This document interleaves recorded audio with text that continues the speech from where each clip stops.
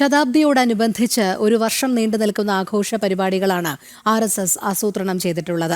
വിജയദശമി ആഘോഷങ്ങളുടെ ഭാഗമായി രാജ്യമൊട്ടാകെ പഥസഞ്ചലനങ്ങൾ, പൊതുപരിപാടികൾ എന്നിവ നടക്കും.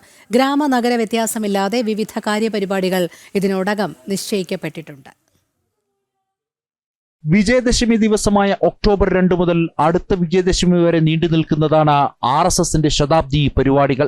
വിജയദശമി ആഘോഷങ്ങളുടെ ഭാഗമായി രാജ്യമൊട്ടാകെ പഥസഞ്ചലനങ്ങൾ, പൊതുപരിപാടികൾ എന്നിവ നടക്കും. ഗ്രാമപ്രദേശങ്ങളിൽ മണ്ഡലതലത്തിലും നഗരപ്രദേശങ്ങളിൽ ബസ്തി തലത്തിലും സമൂഹത്തിലെ എല്ലാ വിഭാഗങ്ങളുടെയും പങ്കാളിത്തത്തോടെ ഹിന്ദു സമ്മേളനങ്ങൾ സംഘടിപ്പിക്കാൻ തീരുമാനിച്ചിട്ടുണ്ട്. 58,964 മണ്ഡലങ്ങളും 44,055 ബസ്തികളുമാണ് ഉള്ളത്. ഈ സമ്മേളനങ്ങളിൽ കുടുംബ പ്രബോധൻ, പരിസ്ഥിതി, പൗരബോധം, സാമാജിക സമരസത, സ്വദേശി തുടങ്ങിയ വിഷയങ്ങളിൽ ചർച്ചകൾ നടക്കും.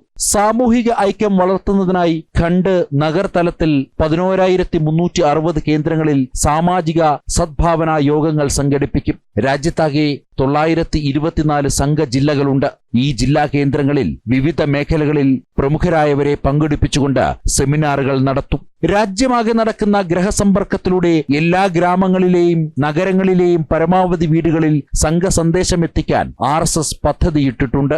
സമഗ്രമായ സാമൂഹിക സംയോജനം വളർത്തിയെടുക്കുന്നതിനായി എല്ലാവരെയും ഉൾക്കൊള്ളുന്ന പ്രചാരണമാണ് ശതാബ്ദി പരിപാടികളുടെ പ്രധാന ലക്ഷ്യം. പഞ്ചപരിവർത്തനത്തിന്റെ അടിസ്ഥാന മൂല്യങ്ങൾ ശതാബ്ദിയിലെ എല്ലാ പരിപാടികളിലൂടെയും സമൂഹത്തിലേക്ക് എത്തിക്കുകയെന്നതും 100-ാം വർഷത്തെ ആഘോഷ പരിപാടികളുടെ ഭാഗമാണ്. ജനം, ഡൽഹി.